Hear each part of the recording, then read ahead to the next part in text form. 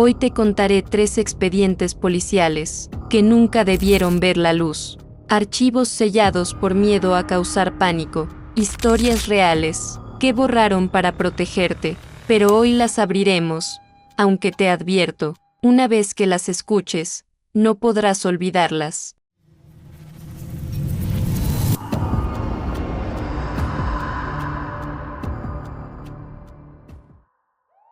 Archivos clasificados.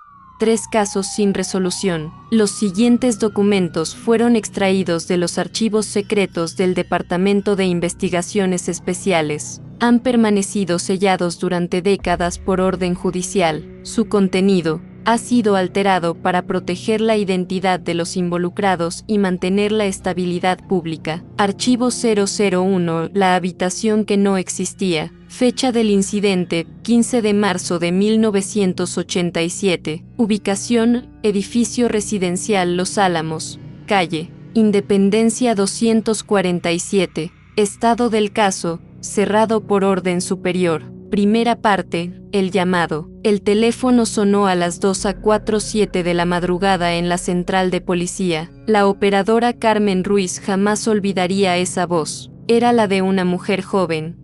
Pero había algo extraño en su tono, como si hablara desde el fondo de un pozo. «Hay alguien en mi habitación», susurró la voz. «Pero mi habitación no debería existir». Carmen frunció el ceño mientras tecleaba los datos en su computadora obsoleta. La dirección que proporcionó la mujer correspondía al apartamento 4 bites del edificio Los Álamos, un complejo residencial construido en los años 60 que albergaba principalmente a familias de clase trabajadora. «Señora, ¿puede explicarme qué quiere decir con que su habitación no debería existir?».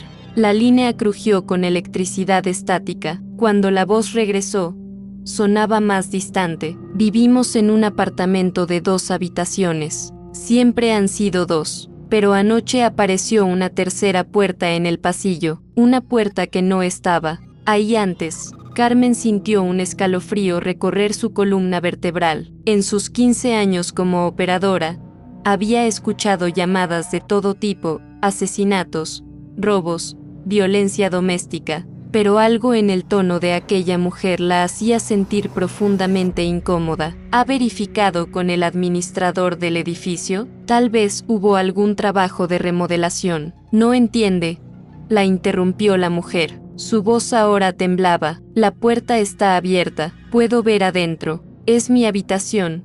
Exactamente igual a mi habitación. Pero todo está mal. Los muebles están en los mismos lugares, pero las fotos en las paredes muestran a personas que no conozco. Y hay alguien durmiendo en mi cama. Alguien que se parece exactamente a mí». La línea se cortó. Carmen intentó devolver la llamada, pero nadie respondió. Siguiendo protocolo, envió una patrulla para realizar una verificación de bienestar. Los oficiales Juan Morales y Roberto Silva llegaron al edificio Los Álamos a las 3:15 am. Segunda parte. La investigación. El edificio Los Álamos se alzaba contra el cielo nocturno como un monolito de concreto agrietado. La pintura se descascaraba de sus paredes exteriores, y varias ventanas estaban rotas, tapadas con cartón y cinta adhesiva. Los oficiales Morales y Silva subieron por las escaleras mal iluminadas hasta el 4º piso. El apartamento 4 bites pertenecía a Elena Vázquez,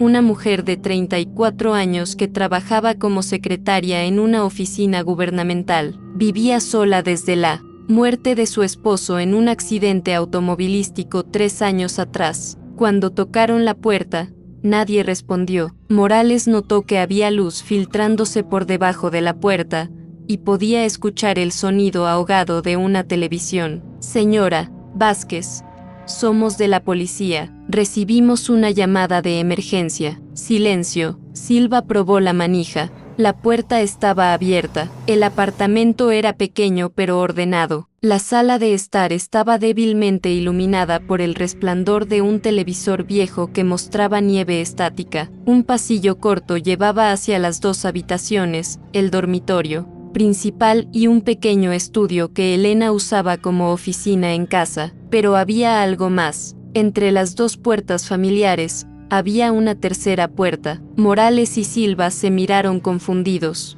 Ambos habían estado en ese edificio múltiples veces a lo largo de los años por diversos llamados, y conocían la distribución estándar de los apartamentos. Todos eran idénticos: 2 habitaciones, un baño, una pequeña cocina y sala de estar. ¿Cómo es posible?, murmuró Silva. La tercera puerta era idéntica a las otras 2, madera pintada de blanco, con una manija dorada que necesitaba pulirse, pero algo en ella parecía ligeramente desenfocado, como si fuera una fotografía movida. Morales se acercó y tocó la superficie de la puerta. Se sentía fría, demasiado fría, como si hubiera estado expuesta al aire invernal durante horas. Elena Vázquez, gritó nuevamente. Si está ahí, necesitamos saber que está bien. Una voz respondió desde detrás de la tercera puerta. Era débil, apagada. Estoy bien, todo está bien, pero la voz sonaba extraña,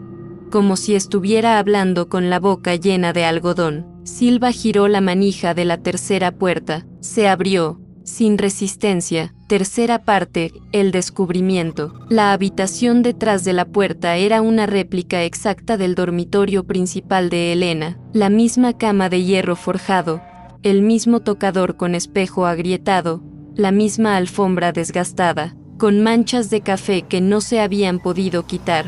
Incluso el papel tapiz tenía el mismo patrón de flores descoloridas, pero las similitudes terminaban ahí. Las fotografías enmarcadas sobre el tocador mostraban a Elena, pero no era Elena. Los rasgos faciales eran idénticos, pero los ojos eran diferentes, más grandes, más oscuros, con pupilas que parecían demasiado dilatadas. En las fotos, esta otra Elena sonreía, pero la sonrisa no llegaba a sus ojos. Y en la cama, bajo las mismas sábanas florales que Elena tenía en su dormitorio real, había una figura durmiendo. Morales encendió su linterna y dirigió el haz de luz hacia la cama. La figura se movió ligeramente, dándose vuelta para quedar de cara a ellos. Era Elena Vázquez, o algo que se parecía exactamente a Elena Vázquez. Sus ojos estaban abiertos, pero completamente negros,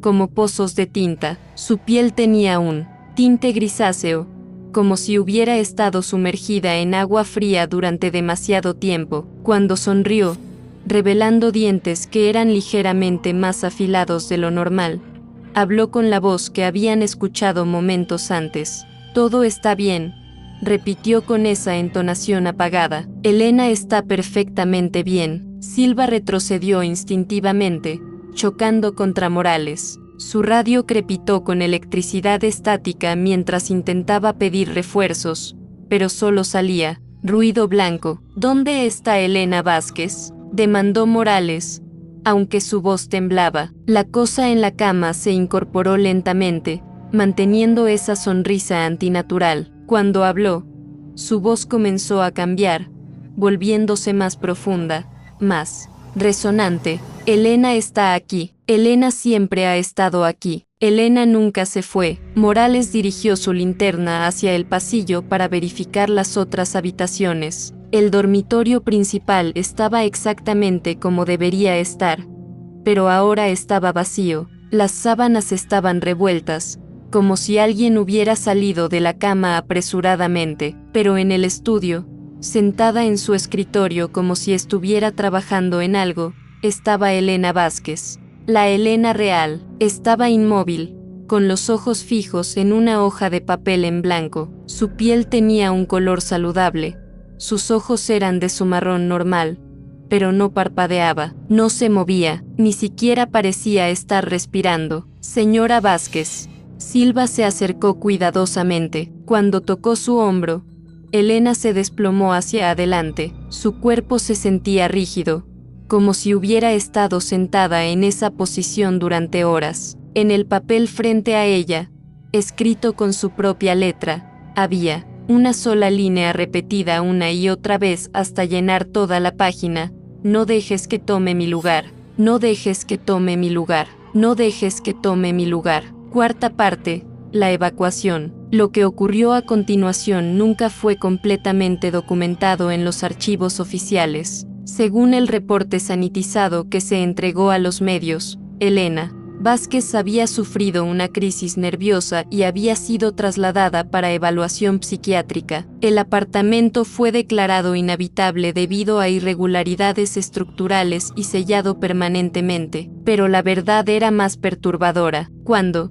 llegaron los refuerzos, encontraron a Morales y Silva parados en el pasillo, mirando fijamente hacia la tercera puerta. Ambos oficiales estaban en estado de shock, murmurando incoherentemente sobre espejos que mienten y puertas que no deberían existir. El supervisor del edificio, llamado para verificar los planos originales, confirmó que los apartamentos del edificio Los Álamos habían sido diseñados con exactamente 2 habitaciones. No había espacio físico para una tercera habitación. Según los planos arquitectónicos, donde estaba la tercera puerta debería haber estado la pared exterior del edificio. Cuando los investigadores midieron el apartamento desde el exterior, las dimensiones no coincidían con las del interior. El apartamento 4 bites era aproximadamente 3 metros más ancho por dentro de lo que debería ser posible. Elena Vázquez fue encontrada en estado catatónico y nunca recuperó completamente la capacidad de hablar coherentemente. En los pocos momentos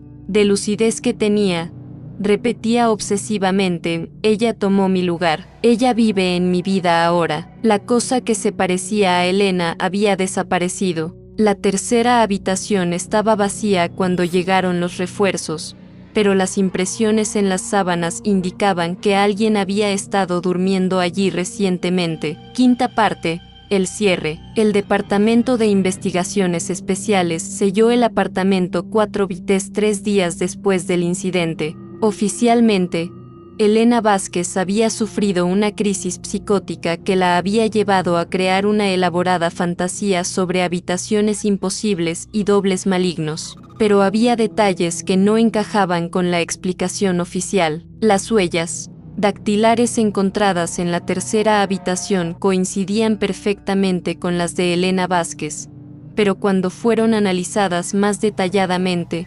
revelaron anomalías microscópicas. Los patrones de las crestas eran idénticos, pero estaban invertidos, como si fueran el reflejo en un espejo de las huellas reales de Elena. Los vecinos del edificio reportaron haber visto a Elena Vázquez caminando por los pasillos durante las semanas siguientes al incidente, pero cuando la policía investigaba, Elena seguía internada en el Hospital Psiquiátrico Estatal. El administrador del edificio notó que las facturas de electricidad del apartamento 4 bites continuaron llegando, y el consumo indicaba que alguien seguía viviendo allí, a pesar de que el apartamento había sido sellado y declarado desocupado. 6 meses después del incidente, el edificio Los Álamos fue demolido. Oficialmente, la decisión se basó en problemas estructurales que hacían peligrosa la habitación del edificio. Los residentes fueron reubicados en complejos habitacionales administrados por el gobierno.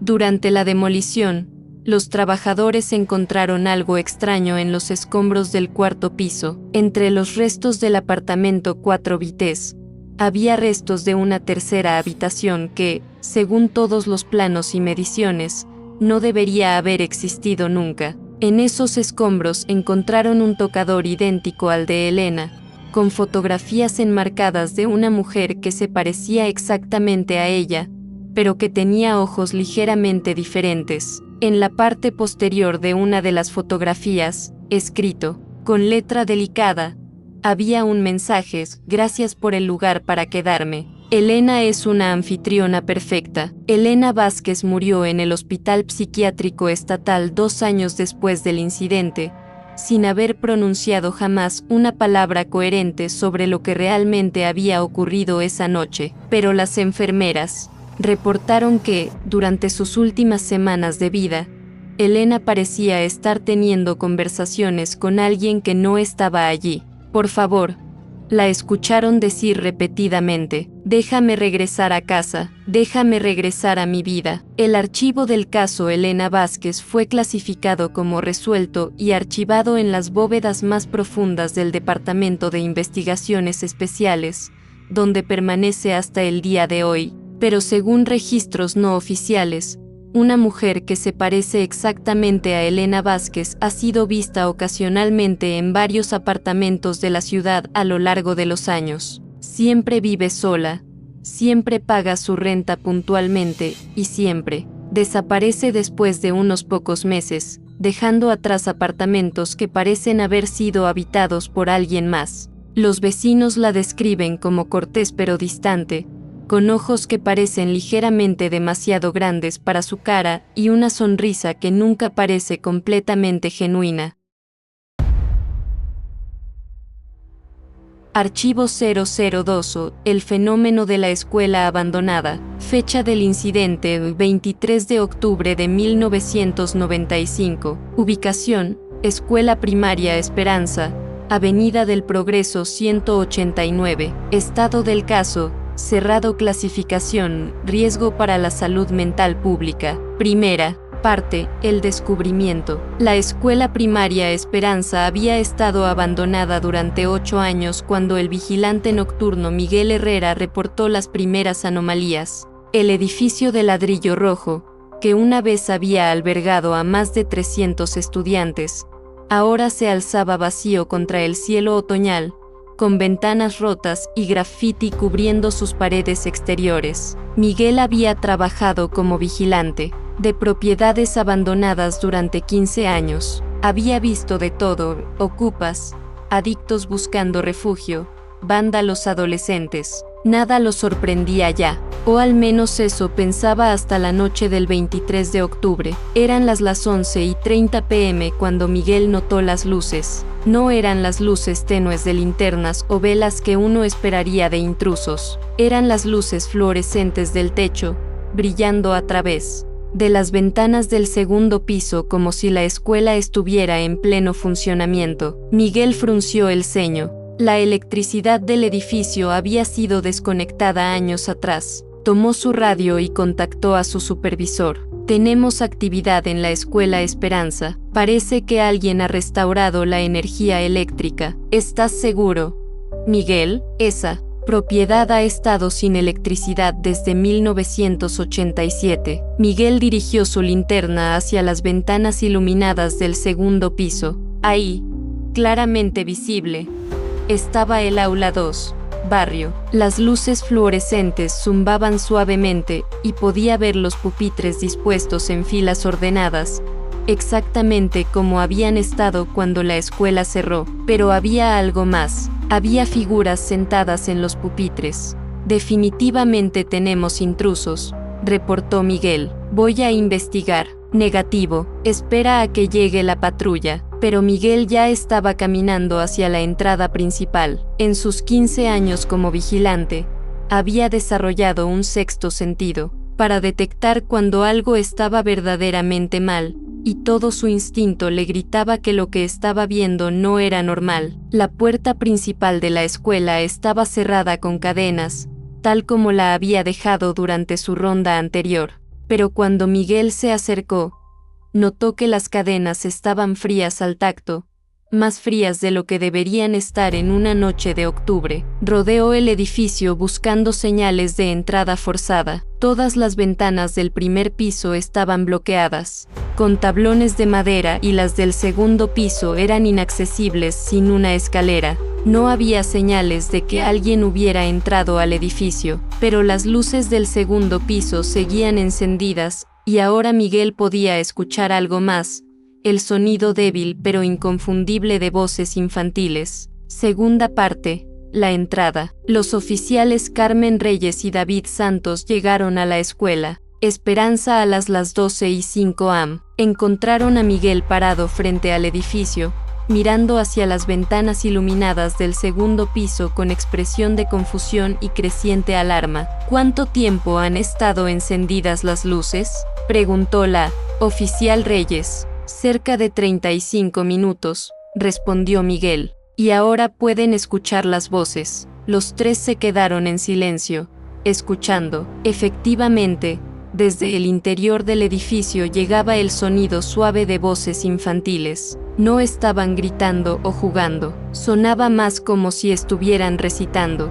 algo al unísono, aunque las palabras no eran lo suficientemente claras como para entenderlas. ¿Hay alguna manera de que niños hayan entrado sin que lo notaras?, preguntó Santos. Miguel negó con la cabeza. He estado vigilando este lugar durante 3 años. Conozco cada punto de entrada posible. Nadie ha entrado a este edificio. Santos probó la puerta principal. Seguía cerrada con cadenas, y la cerradura original estaba oxidada en su lugar. Dirigió su linterna hacia las ventanas del primer piso, pero los tablones de madera estaban firmemente clavados, sin señales de haber sido movidos. Necesitamos entrar, decidió Reyes. Miguel, ¿tienes las llaves? Miguel sacó un manojo de llaves viejas de su cinturón. Había docenas de ellas, correspondientes a todas las propiedades abandonadas que vigilaba. Encontró la llave de la Escuela Esperanza y la insertó en la cerradura principal. La puerta se abrió con un crujido que resonó en el interior vacío del edificio. El vestíbulo de la escuela estaba sumido en la oscuridad. Sus linternas iluminaron paredes descascaradas, lockers oxidados, y el piso de linóleo cubierto de polvo y escombros. El aire olía a humedad, moho, y algo más, el olor débil pero distintivo de tiza y desinfectante escolar. Pero las voces eran más claras ahora, venían definitivamente del segundo piso, y sonaban como una clase completa de niños recitando algo en coro. 1, 2, 3, 4. Las voces eran agudas y uniformes, como si hubieran estado practicando la misma lección durante horas. 5, 6, 7, 8. Tercera parte, el segundo piso. La escalera hacia el segundo piso gemía bajo el peso de los 3 adultos. Las barandillas de metal estaban frías y húmedas al tacto, y más de un escalón se sentía peligrosamente débil después de años de abandono. Las voces se volvían más claras con cada paso que subían. No solo estaban contando, ahora Miguel podía distinguir otras lecciones mezclándose con los números. A, barrio, C, D, E, F, G, cantaban en una melodía familiar pero ligeramente desafinada. Juan tiene 3 manzanas. María tiene 5 manzanas. ¿Cuántas manzanas tienen en total? Buenos días, señorita Martínez. Buenos días, compañeros de clase. Cuando llegaron al segundo piso, el pasillo se extendía ante ellos iluminado por luces fluorescentes que zumbaban suavemente. Era imposible. Miguel lo sabía, los oficiales lo sabían, pero ahí estaba, un pasillo de escuela completamente iluminado en un edificio que había estado sin electricidad durante 8 años. Las puertas de las aulas estaban abiertas, y de cada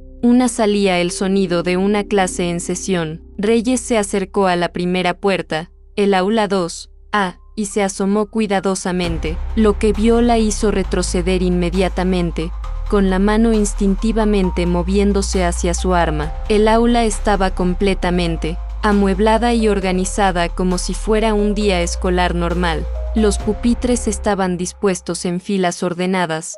La pizarra tenía escrita la lección del día en letra clara y había trabajos de arte infantil colgados en las paredes. Y en cada pupitre había un niño, pero algo estaba terriblemente mal. Con los niños, estaban sentados perfectamente quietos, con la espalda recta y las manos cruzadas sobre sus pupitres. Todos vestían uniformes escolares idénticos, camisas blancas, pantalones o faldas azul marino, zapatos negros lustrados. Sus rostros eran pálidos, casi traslúcidos, y sus ojos estaban completamente blancos, sin pupilas ni iris visibles. Y todos estaban recitando la misma lección al unísono, con voces que sonaban como ecos distantes de voces reales. 2 más 2 es igual a 4, 3 más 3 es igual a 6, 4 más 4 es igual a 8. En el frente del aula, escribiendo en la pizarra, había una mujer de mediana edad vestida con un traje conservador de los años 80. Su cabello estaba perfectamente peinado en un moño, y cuando se volvió para mirar hacia la puerta, Reyes vio que sus ojos también estaban completamente blancos. «Buenos días», dijo la mujer con una sonrisa que no llegaba a sus ojos ciegos. «¿Han venido a observar nuestra clase? Los niños han estado trabajando muy duro en sus lecciones». Santos se unió a Reyes en la puerta. Cuando vio la escena en el aula, su mano también se movió hacia su arma, aunque no estaba seguro de para qué le serviría. «Señora», dijo con voz cuidadosamente controlada, ¿podría explicarnos qué está sucediendo aquí? La maestra inclinó la cabeza, como si la pregunta la confundiera. «Estamos teniendo clase, por supuesto. Es un día escolar normal. Los niños deben aprender sus lecciones». Uno de los niños en la primera fila, un niño pequeño de no más de 7 años, giró su cabeza para mirar hacia la puerta. El movimiento fue mecánico, antinatural, como el de una muñeca siendo manipulada. «¿Van a quedarse para la lección?», preguntó con una voz que sonaba como aire filtrándose a través de tubos oxidados. «Estamos aprendiendo sobre los números. Los números son muy importantes». Cuarta parte, la revelación. Miguel reconoció a la maestra inmediatamente, y la realización lo golpeó como un puño en el estómago. «Señorita Martínez», susurró, «usted es la señorita Martínez». La maestra sonrió más ampliamente, mostrando dientes que eran demasiado blancos, demasiado perfectos. «Qué buena memoria tienes, Miguel, aunque ya no eres uno de mis estudiantes, ¿verdad? Has crecido mucho». Miguel había sido estudiante de la Escuela Esperanza durante su infancia. La señorita Martínez había sido su maestra de segundo grado, y había muerto en un accidente automovilístico 3 años antes de que la escuela cerrara. «Usted murió», dijo Miguel con voz temblorosa. «Usted murió en 1984. «¡Qué tontería!». La señorita Martínez se rió, pero el sonido era como cristales rompiéndose. «Estoy aquí, enseñando a mis estudiantes. Siempre he estado aquí». Santos dirigió su linterna hacia los niños en el aula. Bajo la luz directa, pudo ver detalles que las luces fluorescentes habían ocultado. La piel de los niños no era solo pálida, era translúcida, como papel de cera. Podía ver las venas oscuras corriendo bajo la superficie, y cuando respiraban, el movimiento era demasiado lento, demasiado deliberado. «¿Quiénes son estos niños?», preguntó. La señorita Martínez caminó entre los pupitres, poniendo su mano en el hombro de diferentes estudiantes mientras hablaba. «Son mis estudiantes, por supuesto. Tommy aquí murió de neumonía en 1976. Sara se ahogó en el lago durante las vacaciones de verano de 1978. Marcus fue atropellado por un automóvil, camino a la escuela en 1981. Con cada nombre que mencionaba, el niño correspondiente giraba su cabeza para mirar hacia los oficiales, sonriendo con esa misma sonrisa demasiado amplia. «Pero todos regresaron para terminar sus lecciones», continuó la señorita Martínez. «¿Por qué? La educación es muy importante. Un niño no puede descansar en paz hasta que haya aprendido todo lo que necesita saber». Reyes sintió una ola de náusea lavando sobre ella. Los registros de la escuela habrían mostrado todas esas muertes, niños locales que habían muerto a lo largo de los años mientras la Escuela Esperanza estaba en funcionamiento. «Necesitamos irnos», susurró a Santos. «Ahora». Pero cuando se volvieron para alejarse del aula, encontraron que el pasillo había cambiado. Ya no había una escalera al final del corredor. En su lugar, el pasillo se extendía infinitamente en ambas direcciones, con aulas idénticas a ambos lados, todas iluminadas, todas llenas de niños muertos aprendiendo lecciones eternas. Quinta parte. La huida. La radio de Santos crepitó con estática, pero cuando intentó pedir refuerzos, solo salió ruido blanco. Los teléfonos celulares no tenían señal y sus linternas comenzaron a parpadear ominiosamente. «Miguel», dijo Reyes con urgencia.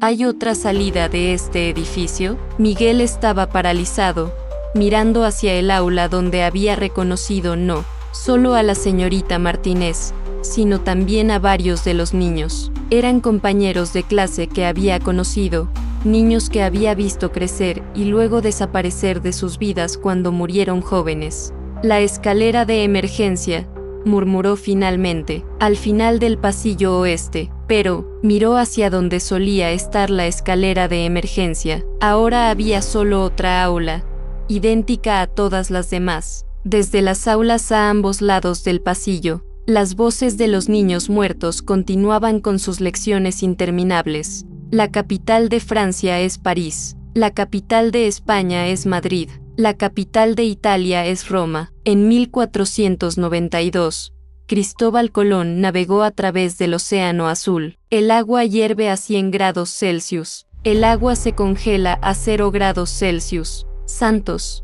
intentó abrir la puerta de una de las aulas en el lado opuesto del pasillo. La manija giró, pero la puerta no se movió, como si estuviera soldada en su lugar. Todas las puertas excepto las aulas están selladas, observó. Tenemos que encontrar otra manera de salir. Reyes tuvo una idea. Se acercó a una de las ventanas del pasillo y miró hacia abajo. El suelo estaba ahí, 2 pisos abajo, pero parecía mucho más lejos de lo que debería, y cuando miró hacia los lados, no pudo ver los edificios circundantes que sabía que estaban ahí. Era como si la escuela existiera en su propio espacio, desconectada del mundo exterior. Miguel, la voz de la señorita Martínez resonó por el pasillo. ¿No vas a venir a visitar tu antigua aula? Tengo tu pupitre guardado para ti. Nunca terminaste tu educación apropiadamente. Miguel comenzó a caminar hacia el aula 2. Como si fuera atraído por una fuerza invisible. Santos lo agarró del brazo. No, dijo firmemente, no vamos a ninguna aula. Pero Miguel no parecía escucharlo. Sus ojos habían adquirido la misma cualidad vidriosa que tenían los niños en las aulas. Tengo que terminar mis lecciones, murmuró. Nunca terminé mis lecciones. Sexta parte. La escape. Reyes tomó una decisión desesperada. Sacó su arma de servicio y disparó a una de las ventanas del pasillo. El cristal se hizo añicos, pero cuando se asomó, no había nada al otro lado excepto oscuridad total, no oscuridad nocturna normal, una oscuridad absoluta que parecía absorber la luz de su linterna sin reflejar nada de vuelta. Eso no va a funcionar, dijo una voz infantil detrás de ella. Reyes se volvió y vio a uno de los niños de ojos blancos parado en la puerta del aula 2, barrio. Era una niña pequeña de quizás 8 años, con trenzas ordenadas y un vestido escolar azul marino. Una vez que entras a la escuela durante el horario de clases, tienes que quedarte hasta que terminen las lecciones, explicó la niña con esa voz hueca. Esas son las reglas. ¿Cuándo terminan las lecciones?, preguntó Santos, desesperado. La niña inclinó su cabeza, considerando la pregunta. Nunca terminan, dijo finalmente. Siempre hay más que aprender. La señorita Martínez dice que un estudiante nunca puede saber demasiado. Miguel había llegado casi hasta la puerta del aula 2. Reyes y Santos corrieron hacia él, pero cuando lo alcanzaron, descubrieron que se movía como si caminara a través de melaza espesa. Miguel, mírame, ordenó Reyes. Tienes que luchar contra esto. Los ojos de Miguel se enfocaron en ella con dificultad. No entiendes, susurró. Nunca aprendí matemáticas apropiadamente. Siempre tuve problemas con las fracciones. Si no termino, nunca podré descansar. Santos notó algo. Las luces fluorescentes en el pasillo estaban comenzando a parpadear más rápidamente y con cada parpadeo, el pasillo parecía estirarse un poco más, volviéndose más largo. Las luces, murmuró. Es algo sobre las luces. Dirigió su linterna hacia una de las luminarias del techo y notó algo extraño. Los tubos fluorescentes no estaban conectados a ningún cableado visible, simplemente flotaban en sus soportes, brillando con una luz que no tenía fuente aparente. Sin pensarlo 2 veces, Santos golpeó una de las luminarias con la culata de su arma. El tubo fluorescente se hizo pedazos, y inmediatamente, esa sección del pasillo se sumió en la oscuridad. Y en la oscuridad, las voces de los niños se desvanecieron. «Las luces», gritó a Reyes. «Destruye las luces». Trabajando juntos, Santos y Reyes comenzaron a destrozar sistemáticamente cada luz fluorescente. En el pasillo, con cada luz que destruían, otra sección de la pesadilla escolar se desvanecía, reemplazada por la realidad familiar de un edificio abandonado cubierto de polvo y escombros. Cuando destruyeron la última luz, Miguel colapsó en el suelo, como si hubiera estado caminando sonámbulo y finalmente hubiera despertado. El pasillo ahora era como debería ser, oscuro, polvoriento, y con una escalera claramente visible al final que llevaba de vuelta al primer piso. Séptima parte, la investigación posterior. El Departamento de Investigaciones Especiales llegó a la Escuela Esperanza al amanecer. Encontraron que todo el sistema eléctrico del edificio había sido desconectado durante años, tal como estaba registrado oficialmente. No había manera de que las luces hubieran funcionado, pero cuando investigaron más profundamente, descubrieron algo inquietante en los registros de la escuela. Durante los 23 años que la Escuela Esperanza había estado en funcionamiento, un número inusualmente alto de estudiantes había muerto en accidentes o por enfermedades. 17 niños en total, edades entre 5 y 12 años. La tasa de mortalidad era 3 veces más alta que el promedio nacional para escuelas similares, y según los registros de personal, la señorita Elena Martínez había trabajado en la escuela durante todo ese periodo, desde 1965 hasta su muerte. En 1984, era la maestra con más años de servicio en la historia de la escuela. Varios ex estudiantes fueron entrevistados como parte de la investigación. Muchos recordaban a la señorita Martínez como una maestra extremadamente estricta que tenía ideas muy particulares sobre la educación. Decía que un niño que no terminaba sus lecciones no merecía descansar, recordó un ex estudiante. Si alguien no entendía algo, los hacía quedarse después de clases hasta que lo entendieran perfectamente, sin importar cuánto tiempo tomara. Había algo raro en su aula, comentó otro. Las luces siempre parecían más brillantes que en el resto de la escuela, y a veces, cuando mirabas por la ventana durante sus clases, era como si el mundo exterior no estuviera ahí. Octava parte. El cierre. La Escuela Esperanza fue demolida una semana después del incidente. Oficialmente, la decisión se basó en la condición estructural deteriorada del edificio y el costo prohibitivo de las reparaciones necesarias. Durante la demolición, los trabajadores encontraron algo extraño en los cimientos del edificio, enterradas bajo el aula que había sido 2A. Encontraron 17 pequeñas lápidas de piedra, cada una grabada con el nombre de un niño y las fechas de nacimiento y muerte. Las fechas correspondían exactamente con los registros de los estudiantes, que habían muerto mientras asistían a la Escuela Esperanza. En cada lápida, debajo del nombre y las fechas, había una inscripción idéntica: aquí yace un estudiante dedicado. Las lecciones continúan eternamente. Miguel Herrera fue trasladado a vigilar otras propiedades y nunca habló públicamente sobre lo que había visto esa noche,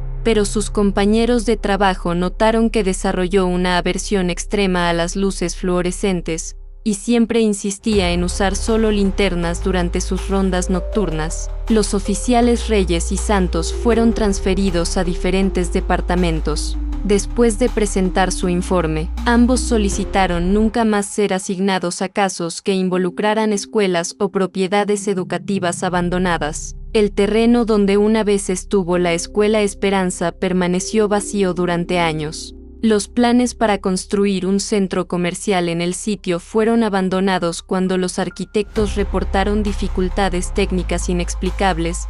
Cada vez que intentaban diseñar el layout del edificio, sus computadoras mostraban aulas adicionales, que no habían sido incluidas en los planos. Eventualmente, el terreno fue convertido en un pequeño parque público, pero los residentes locales evitan el área después del anochecer, porque en noches especialmente oscuras, algunos dicen que aún pueden ver luces fluorescentes brillando débilmente bajo la superficie del césped, y escuchar el sonido distante de voces infantiles recitando lecciones interminables. El archivo del caso fue clasificado como fenómeno atmosférico anómalo y sellado en los archivos más profundos del Departamento de Investigaciones Especiales. Pero una nota no oficial, agregada al expediente por un investigador anónimo, simplemente dice: algunos lugares retienen ecos de lo que una vez fueron, y algunos ecos nunca se desvanecen. Archivo 003, la fábrica de los susurros. Fecha del incidente, 12 de diciembre de 1999. Ubicación, antigua fábrica textil San Patricio, zona industrial norte. Estado del caso, cerrado. Clasificación, amenaza biológica desconocida. Primera parte, el llamado anónimo. La llamada llegó a la estación de policía a las 4:17 am de un viernes frío de diciembre. El operador de turno, Fernando Molina, había estado trabajando el turno nocturno durante 6 años y había desarrollado la capacidad de distinguir entre llamadas genuinas y bromas telefónicas casi instantáneamente. Esta llamada era diferente. La voz del otro lado de la línea sonaba como si el hablante estuviera susurrando a través de un tubo lleno de agua. Era difícil determinar si era hombre o mujer, joven o viejo. Las palabras llegaban fragmentadas, entrecortadas por pausas largas y respiración irregular. Necesitan venir a la fábrica, San Patricio, decía la voz. Algo está mal. Los trabajadores no se han ido a casa. Señor, señora, ¿puede identificarse, por favor? Los turnos terminaron hace horas, pero las máquinas siguen funcionando y los trabajadores siguen trabajando. Fernando frunció el ceño. La fábrica textil San Patricio había cerrado sus operaciones en 1985, 14 años atrás. El edificio había estado abandonado desde entonces, ocasionalmente usado por vagabundos o traficantes, pero nunca para operaciones industriales. Señor, la fábrica San Patricio ha estado cerrada durante años. ¿Está seguro de que está en la ubicación correcta? La respiración del lado opuesto de la línea se volvió más agitada, más desesperada. ¿Pueden escuchar las máquinas?, susurró la voz. Pueden escuchar los telares. Están funcionando toda la noche. Y los trabajadores nunca paran, nunca descansan, nunca van a casa. ¿Desde dónde está llamando? Desde adentro, dijo la voz, tan quieta que Fernando tuvo que subir el volumen de su auricular. Estoy atrapado adentro, con ellos, con los que nunca se fueron. La línea se cortó. Fernando intentó rastrear la llamada, pero la tecnología de 1999 no era tan avanzada como sería en años posteriores. Todo lo que pudo determinar era que la llamada había venido de algún lugar dentro de un radio de 5 kilómetros de la zona industrial norte, donde efectivamente estaba ubicada la antigua fábrica San Patricio, siguiendo protocolo estándar. Para llamadas de emergencia, Fernando despachó una patrulla para realizar una verificación de bienestar en la fábrica abandonada. Segunda parte, la primera inspección. Los oficiales Laura Mendoza y Alejandro Ruiz llegaron a la fábrica textil San Patricio a las 4:45 am. El edificio de ladrillo rojo se alzaba contra el cielo preamanecer como un monumento a la era industrial. ¿Qué había pasado? Sus ventanas estaban rotas o bloqueadas con tablones de madera, y la maleza había crecido alta alrededor de sus cimientos. Pero había algo inmediatamente perturbador en la escena. Desde el interior del edificio llegaba el sonido inconfundible de maquinaria industrial en funcionamiento, el rítmico clac clac clac de telares mecánicos, el zumbido de motores eléctricos y el silbido ocasional de vapor bajo presión. ¿Cómo es posible?, murmuró Mendoza. Este lugar ha estado sin electricidad durante años. Ruiz dirigió su linterna hacia las ventanas del primer piso. A través de los cristales sucios y agrietados, podía ver luces tenues moviéndose adentro, no las luces estáticas de bombillas eléctricas, sino luces que se movían como si fueran linternas o velas. Definitivamente hay actividad ahí dentro, reportó por radio. Solicito refuerzos y un técnico eléctrico para verificar el estado de la energía del edificio. ¿Pueden ver a las personas que están adentro?, preguntó el despachador. Ruiz se acercó más a una de las ventanas del primer piso y limpió la suciedad del cristal con su manga. Lo que vio lo hizo retroceder inmediatamente. A través de la ventana, podía ver el interior de lo que una vez había sido el piso de producción principal de la fábrica. Las máquinas tejedoras, que deberían haber sido removidas años atrás, estaban en su lugar y funcionando. Los telares se movían rítmicamente, produciendo metros de tela que caían en contenedores ordenados, y operando las máquinas había figuras humanas, pero algo estaba terriblemente mal con los trabajadores. Se movían de manera mecánica, repetitiva, como autómatas. Sus movimientos eran precisos pero carentes de la fluidez natural del movimiento humano, y aunque Ruiz no podía ver sus rostros claramente a través del cristal sucio, había algo en su postura, en la forma en que sostenían sus cabezas, que le resultaba profundamente perturbador. Tenemos múltiples individuos en el interior, reportó con voz cuidadosamente controlada. Parecen estar trabajando, operando maquinaria textil. ¿Maquinaria textil? Fernando, ¿no dijiste que esa fábrica había estado cerrada desde los 80? Antes de que Ruiz pudiera responder, uno de los trabajadores dentro de la fábrica se detuvo y giró hacia la ventana. A través del cristal sucio, Ruiz pudo ver un rostro que lo llenó de horror inmediato. Era el rostro de un hombre de mediana edad, pero la piel era de un color grisáceo antinatural, como la de alguien que había estado muerto durante días. Los ojos eran completamente negros, sin iris ni pupila visible, y la boca estaba abierta en lo que podría haber sido un grito silencioso. Pero lo más perturbador era que el hombre estaba sonriendo, una sonrisa amplia e imposible que mostraba demasiados dientes. El trabajador levantó una mano y saludó a Ruiz con un gesto lento y deliberado. Tercera parte, la entrada forzada. Los refuerzos llegaron 30 minutos después, 4 oficiales adicionales, un técnico eléctrico de la empresa de servicios públicos y el sargento investigador Marcos Silva, un veterano de 20 años que se especializaba en casos inusuales. El técnico eléctrico confirmó lo que todos ya sabían pero nadie quería admitir. La fábrica había estado sin servicio eléctrico desde 1985. Los cables principales habían sido desconectados físicamente y los medidores removidos.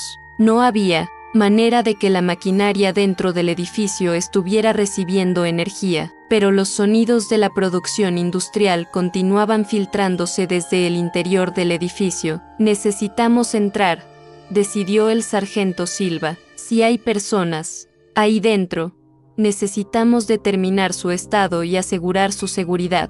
La entrada principal de la fábrica estaba bloqueada por cadenas oxidadas, pero una de las entradas de carga lateral había sido forzada. Los goznes de la puerta de metal estaban doblados, como si alguien con fuerza sobrehumana los hubiera arrancado de sus marcos. Eso no es daño normal, observó Mendoza, examinando los goznes destrozados. Se necesitaría maquinaria pesada para hacer este tipo de daño, o algo muy fuerte, murmuró Ruiz, recordando la fuerza antinatural con la que él trabajador había saludado a través de la ventana. El equipo entró a la fábrica en formación táctica, linternas en alto y armas desenfundadas. El interior del edificio debería haber estado frío, húmedo y silencioso después de 14 años de abandono. En lugar de eso, estaba caliente, lleno de vapor, y resonando con el ruido ensordecedor de maquinaria industrial funcionando a plena capacidad. El piso de producción principal se extendía ante ellos como una visión de un siglo anterior. Docenas de telares mecánicos trabajaban en líneas perfectas, sus lanzaderas moviéndose de un lado a otro con precisión hipnótica. El aire estaba espeso con pelusa de algodón y el olor a aceite de máquina, y operando cada máquina había un trabajador. Cuarta parte, los trabajadores.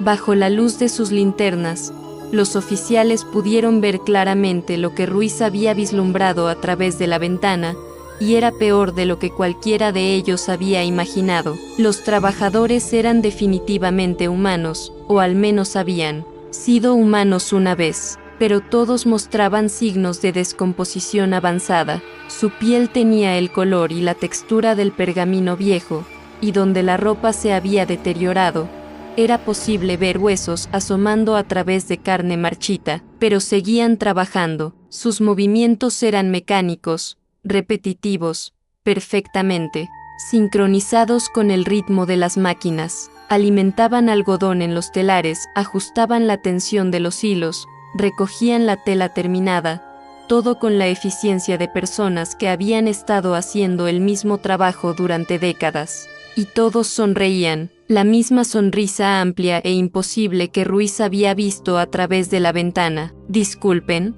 Silva se acercó cuidadosamente al trabajador más cercano, un hombre mayor vestido con overoles que habían sido azules una vez pero ahora estaban manchados con sustancias que nadie quería identificar. «Señor, ¿puede escucharme?» El trabajador no respondió. Continuó alimentando algodón en su telar con movimientos precisos, mecánicos, pero su sonrisa se amplió ligeramente, y cuando giró su cabeza para mirar a Silva, el oficial pudo ver que los ojos del hombre no eran solo negros, eran pozos vacíos, como si sus ojos hubieran sido removidos quirúrgicamente. «¿Cuánto tiempo han estado trabajando aquí?», intentó Silva nuevamente. Esta vez, el trabajador respondió, pero su voz sonaba como si viniera de muy lejos, filtrada a través de metros de tierra húmeda. «¿Desde que comenzó el turno?», dijo, sin dejar de sonreír. «El trabajo debe continuar. El trabajo siempre debe continuar». «¿Cuándo comenzó el turno?». El trabajador consideró la pregunta por un momento, su cabeza inclinándose de una manera que recordaba a un pájaro examinando un insecto. «En 1985», dijo finalmente. «El turno comenzó en 1985 y nunca terminó». Mendoza se acercó a otro trabajador, una mujer joven que operaba una máquina de hilar. Como todos los demás, sonreía constantemente mientras trabajaba, sus manos moviéndose con precisión robótica. «Señora, ¿cómo se llama?». «Rosa Delgado», respondió la mujer sin mirar hacia Mendoza. «Empecé a trabajar aquí cuando tenía 18 años. Eso fue hace». Se detuvo, su frente arrugándose como si estuviera tratando de recordar algo importante. «¿Hace cuánto tiempo?». «No lo sé», admitió Rosa. «El tiempo no funciona igual aquí adentro. Los turnos se mezclan. Un día se convierte en el siguiente, pero el trabajo nunca para». Quinta parte, la revelación. Silva ordenó a su equipo que se separara y documentara todo lo que pudieran ver. Lo que descubrieron en las siguientes horas desafió toda explicación racional. La fábrica contenía exactamente 47 trabajadores, todos aparentemente muertos pero funcionando como si estuvieran vivos. Cada uno pudo proporcionar su nombre y la fecha en que había comenzado a trabajar en la fábrica, pero ninguno podía recordar haber dejado alguna vez el edificio. Los registros de empleados que encontraron en la oficina abandonada del gerente confirmaron algo escalofriante: todos los trabajadores en el piso de producción habían sido empleados de la fábrica textil San Patricio en 1985, el año en que la fábrica había cerrado oficialmente. Según los registros oficiales, todos habían sido despedidos cuando la fábrica cerró sus operaciones. Muchos habían encontrado trabajo en otros lugares de la ciudad. Algunos se habían mudado a otras ciudades. Algunos habían muerto en los años siguientes por causas naturales. Pero aquí estaban, todos ellos, trabajando en los mismos puestos que habían ocupado 14 años atrás. ¿Recuerda cuando terminó su último día de trabajo aquí? Silva preguntó a Carlos Moreno, un supervisor que había trabajado en la fábrica durante 15 años antes de su cierre. Carlos continuó, ajustando una máquina de hilar mientras hablaba, sus manos moviéndose automáticamente a través de tareas que había realizado miles de veces. El trabajo nunca termina, dijo con esa voz distante que todos los trabajadores compartían. El señor Vega dijo que teníamos que cumplir las cuotas. Siempre hay cuotas que cumplir. El señor Vega, el gerente de producción, dice que no podemos irnos a casa hasta que hayamos terminado nuestras tareas del día, pero las tareas nunca terminan. Siempre hay más algodón que procesar, más tela que tejer. Silva revisó los registros de empleados. Hernán Vega había sido efectivamente el gerente de producción de la fábrica desde 1975 hasta su cierre en 1985. Según los registros que Silva pudo encontrar, Vega había muerto de un ataque cardíaco en 1987. ¿Dónde está el señor Vega ahora? Carlos señaló hacia una escalera de metal que llevaba a una oficina con ventanas que daba al piso de producción. En su oficina, siempre está en su oficina, supervisando el trabajo. Sexta parte, la oficina del gerente. La oficina del gerente de producción estaba en el segundo piso, accesible por una escalera de metal que crujía ominiosamente bajo el peso de los oficiales. A través de las ventanas de la oficina, habían podido ver una figura sentada detrás de un escritorio durante toda su investigación, pero había sido imposible distinguir detalles desde el piso de producción. La puerta de la oficina estaba abierta, y cuando Silva se asomó, sintió una ola de frío que no tenía nada que ver con la temperatura del edificio. Hernán Vega estaba sentado detrás de su escritorio, exactamente como había estado desde 1985. Vestía el mismo traje gris que probablemente había usado en su último día de trabajo, aunque ahora estaba manchado y descolorido. Sus manos estaban cruzadas sobre una pila de formularios de producción, y estaba mirando hacia abajo como si estuviera revisando números. Pero Hernán Vega estaba claramente muerto. Su piel era del color del pergamino viejo, y donde su camisa se había abierto, Silva podía ver que su pecho no se movía con la respiración. Sin embargo, ocasionalmente movía su cabeza ligeramente, como si estuviera leyendo, y de vez en cuando levantaba una mano para hacer anotaciones en los formularios con un bolígrafo que no tenía tinta. Señor Vega, dijo Silva cuidadosamente. Vega levantó la cabeza lentamente. Sus ojos eran pozos negros idénticos a los de los trabajadores del piso de producción, pero había algo más en su expresión, una intensidad, una inteligencia malévola que los otros no poseían. Oficial Silva, dijo Vega con una voz que sonaba como papel siendo arrastrado sobre concreto. He estado esperando que viniera. ¿Esperándome? Vega sonrió, revelando dientes que se habían vuelto marrones y se estaban desmoronando. Alguien llamó.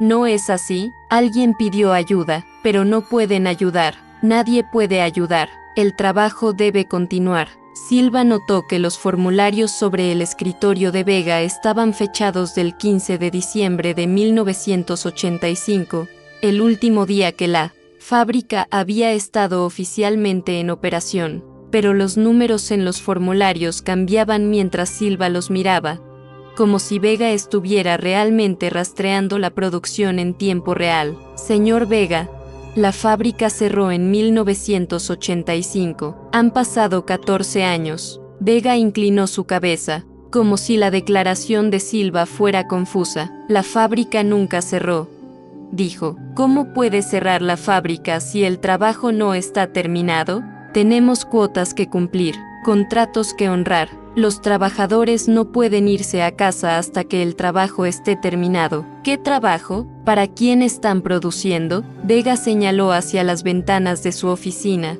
que daban al piso de producción donde los trabajadores muertos continuaban operando sus máquinas con precisión mecánica. Para él, dijo simplemente. Siempre hemos trabajado para él. Séptima parte. La verdad. Silva siguió la mirada de Vega hacia el piso de producción, pero no vio nada diferente de lo que había estado observando durante las últimas horas. Telares funcionando, trabajadores muertos sonriendo, el ruido constante de la maquinaria industrial. ¿Para quién?, insistió Silva. Vega se levantó de su silla con movimientos rígidos y se acercó a la ventana. Cuando señaló hacia una esquina específica del piso de producción, Silva vio algo que no había notado antes. En la esquina más alejada del edificio, parcialmente oculta por las sombras proyectadas por las máquinas, había una figura que no estaba trabajando. Era alta, mucho más alta que los trabajadores, y vestía lo que parecía ser un traje oscuro de época victoriana. La figura estaba perfectamente inmóvil, observando a los trabajadores con lo que podría haber sido satisfacción. Ocasionalmente asentía con aprobación cuando un trabajador completaba una tarea particularmente bien. ¿Quién es ese?, susurró Silva. El propietario original, respondió Vega. Donatello San Patricio. Fundó esta fábrica en 1892. Murió en 1920, pero nunca se fue realmente. Nunca dejó de supervisar el trabajo. Silva dirigió su linterna hacia la figura en la esquina. Bajo la luz directa, pudo ver que Donatello San Patricio era definitivamente un cadáver, pero un cadáver que se había preservado de alguna manera imposible. Su piel era como cuero viejo, estirada sobre huesos prominentes, y sus ojos eran dos brasas rojas que brillaban con luz propia. Cuando la luz de Silva lo iluminó, San Patricio giró su cabeza hacia la oficina del gerente y sonrió. No era la sonrisa vacía de los trabajadores, era la sonrisa de alguien que estaba genuinamente complacido. Y entonces habló, aunque su voz llegó a Silva no a través del aire sino directamente dentro de su cabeza. Excelente, más trabajadores. Siempre necesito más trabajadores. Octava parte. La huida. Silva retrocedió inmediatamente de la ventana, pero era demasiado tarde. Podía sentir algo moviéndose en su mente, algo frío y antiguo que trataba de tomar control de sus pensamientos. ¿Por qué luchas?, la voz de San Patricio resonaba en su cabeza. El trabajo es bueno, el trabajo da propósito, puedes trabajar aquí para siempre, como los otros. Silva luchó contra la influencia, concentrándose en pensamientos de su familia, su vida fuera de la fábrica, pero podía sentir su resistencia debilitándose. «Salgan todos ahora», gritó en su radio. «Evacuación inmediata». Abajo en el piso de producción, los otros oficiales comenzaron a moverse hacia la salida, pero Silva podía ver que también estaban luchando contra algo. Sus movimientos se volvían más lentos, más mecánicos, como si algo estuviera tratando de convertirlos en parte de la fuerza laboral permanente de la fábrica. Vega se había movido para bloquear la puerta de la oficina, su sonrisa descompuesta ampliándose. «No pueden irse», dijo con esa voz como papel. «Nadie se va hasta que el trabajo esté terminado, y el trabajo nunca termina». Silva empujó a Vega a un lado, sorprendido por lo ligero que se sentía el cuerpo del gerente muerto, como si estuviera hecho de papel y huesos huecos. Corrió hacia la escalera de metal, pero cuando miró hacia abajo, vio que sus oficiales estaban en problemas. Mendoza estaba parada junto a una máquina de hilar, sus movimientos volviéndose cada vez más mecánicos mientras Rosa Delgado le mostraba cómo operar correctamente el equipo. Ruiz estaba siendo guiado hacia un telar por Carlos Moreno, y, aunque Ruiz claramente estaba tratando de resistir, sus protestas se estaban volviendo más débiles. «Únete a nosotros». La voz de San Patricio llenó la mente de Silva. «Es mucho más fácil cuando dejas de luchar». Novena parte. La escape. Desesperada, Silva tomó una decisión desesperada. Sacó su arma de servicio y disparó 3 tiros al aire. El sonido resonó a través del edificio como truenos, y por un momento, la maquinaria se detuvo. En ese momento de silencio, Todos los trabajadores muertos giraron sus cabezas hacia Silva simultáneamente. Sus sonrisas se desvanecieron, reemplazadas por expresiones de confusión y algo que podría haber sido ira. «Ahora», gritó Silva, «salgan ahora mientras pueden». El sonido de los disparos pareció romper el hechizo que había estado afectando a sus oficiales. Mendoza se apartó de la máquina de hilar. Ruiz se alejó del telar, y todos corrieron hacia la salida de carga. Pero los trabajadores muertos no los dejaron ir fácilmente. Se movieron para bloquear las salidas, todavía sonriendo pero ahora con una cualidad más siniestra. Sus movimientos se volvieron más coordinados, más agresivos. «El trabajo debe continuar», decían al unísono. «No pueden irse, el trabajo debe continuar». Silva disparó 2 tiros más, esta vez hacia una de las máquinas principales. Las balas perforaron los mecanismos delicados, y la máquina se detuvo con un gemido metálico. Inmediatamente, los trabajadores que habían estado operando esa máquina se detuvieron, como robots que habían perdido su programación. «Las máquinas», gritó Silva a sus oficiales. «Destruyan las máquinas». Trabajando juntos, los oficiales comenzaron a sabotear sistemáticamente el equipo de la fábrica. Con cada máquina que destruían, más trabajadores se detenían. Su conexión con San Patricio aparentemente interrumpida, pero San Patricio mismo no se detuvo. Se movió a través del piso de producción hacia ellos, y con cada paso que daba, la temperatura en el edificio bajaba notablemente. «Deténganse». Su voz mental era ahora un rugido que hizo que todos los oficiales se tambalearan. «Este es mi dominio, trabajarán para mí». 10ª parte. La destrucción. Silva vio una oportunidad cuando notó algo sobre las máquinas que seguían funcionando. Todas estaban conectadas a una fuente de energía central que no era electricidad. Era algo más antiguo, más siniestro. Hilos de lo que parecía ser energía oscura corrían desde cada máquina hacia el lugar donde San Patricio estaba parado. Él era la fuente de energía. Su voluntad malévola era lo que mantenía la fábrica funcionando. «Concentren el fuego en él», ordenó Silva. Todos a la vez. Los 4 oficiales dispararon simultáneamente hacia San Patricio. Las balas pasaron a través de su forma corpórea sin daño aparente.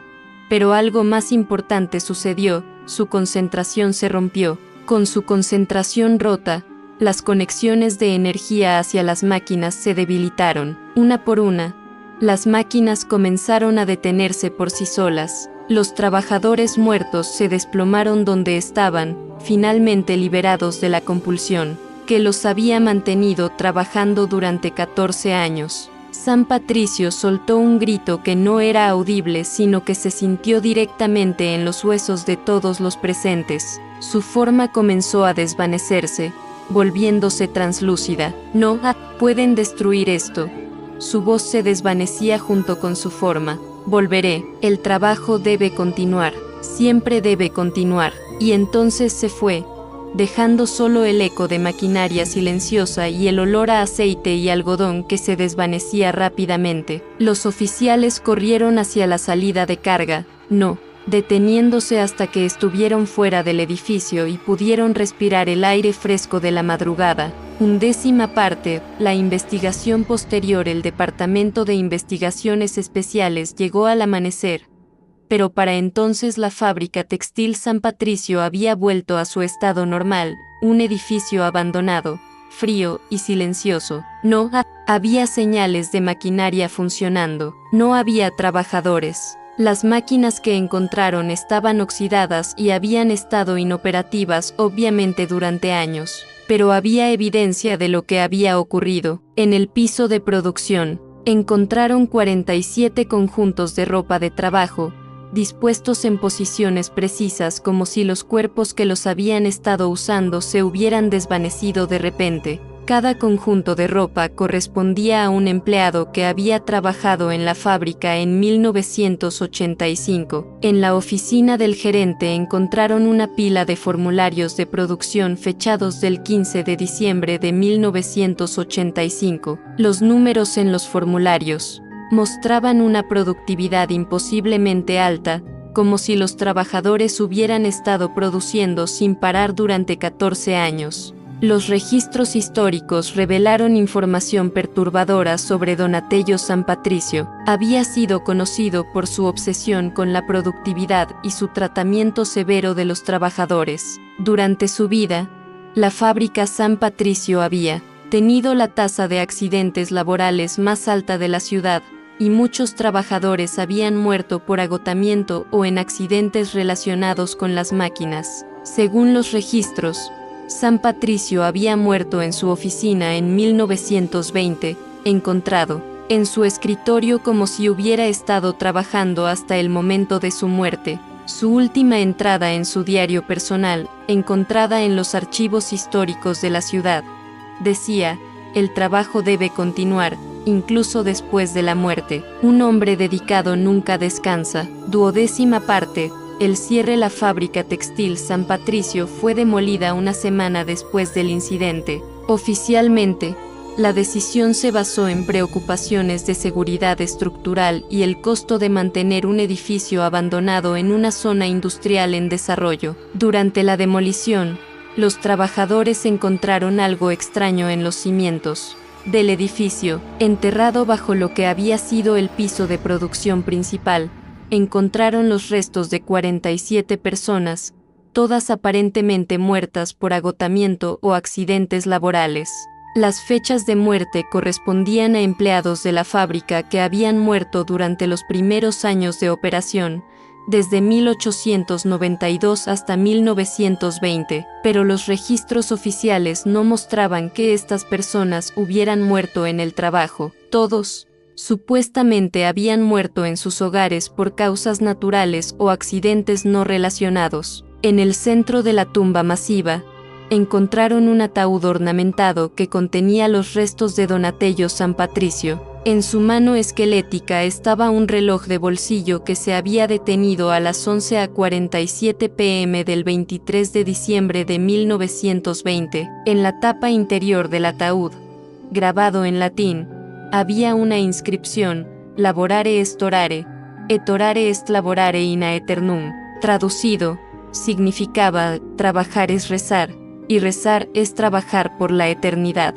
Los restos fueron enterrados nuevamente en el cementerio municipal, en tumbas separadas con lápidas apropiadas. El terreno donde había estado la fábrica fue convertido en un parque industrial moderno, pero los trabajadores de construcción que laboran en el área reportan ocasionalmente escuchar sonidos extraños durante los turnos nocturnos, el ruido distante de maquinaria industrial, el clac clac clac de telares mecánicos y a veces, muy débilmente, el sonido de voces humanas, susurrando: "El trabajo debe continuar". El archivo del caso fue clasificado como evento psicológico masivo y sellado en las bóvedas más profundas del Departamento de Investigaciones Especiales. Los oficiales Silva, Mendoza, Ruiz y los otros involucrados en el incidente fueron transferidos a diferentes departamentos y recibieron evaluaciones psicológicas extensas. Todos fueron declarados mentalmente aptos para continuar el servicio, aunque todos solicitaron nunca más ser asignados a casos que involucraran propiedades industriales abandonadas. Una nota no oficial en el archivo, agregada por un investigador anónimo, simplemente dicen: "Algunos muertos nunca descansan, especialmente aquellos que murieron trabajando, y algunos lugares están tan saturados con sufrimiento y obsesión que continúan existiendo mucho después de que deberían haber desaparecido". Pero quizás la evidencia más perturbadora del caso nunca fue oficialmente documentada. En los años siguientes al incidente, varios empleados de fábricas y talleres en toda la ciudad reportaron sueños extraños, sueños sobre trabajar turnos interminables, sobre máquinas que nunca se detienen, y sobre un hombre alto en un traje victoriano, que los observa trabajar con ojos que brillan como brasas. Y en esos sueños, siempre escuchan la misma voz susurrando en sus mentes: "El trabajo debe continuar, el trabajo siempre debe continuar". Epílogo.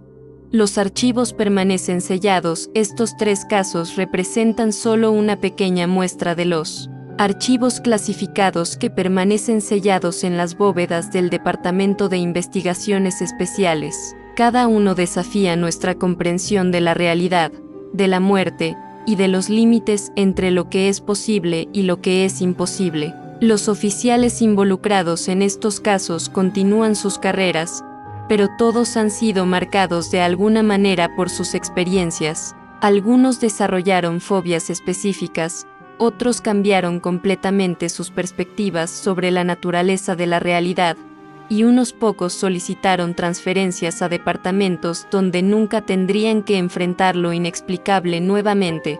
Pero todos están de acuerdo en una cosa: hay lugares en nuestro mundo donde las reglas normales no se aplican, donde el pasado se niega a permanecer enterrado, y donde los muertos continúan viviendo vidas que no pueden o no quieren abandonar. Estos archivos permanecen sellados no solo para proteger la privacidad de los involucrados, sino para proteger la estabilidad mental del público en general, porque la verdad más aterradora sobre estos casos no es que ocurrieron, sino que continúan ocurriendo en algún lugar de la ciudad. Esta misma noche, es posible que alguien esté descubriendo una puerta que no debería existir. Alguien podría estar escuchando voces infantiles recitando lecciones eternas. Alguien podría estar observando luces que brillan en edificios que han estado sin electricidad durante décadas. Y cuando esas personas llamen pidiendo ayuda, sus casos serán investigados, documentados y eventualmente sellados en las mismas bóvedas donde estos 3 archivos esperan, junto con docenas de otros, a que algún día alguien sea lo suficientemente valiente como para enfrentar la verdad completa sobre lo que acecha en los márgenes de nuestro mundo ordenado y racional.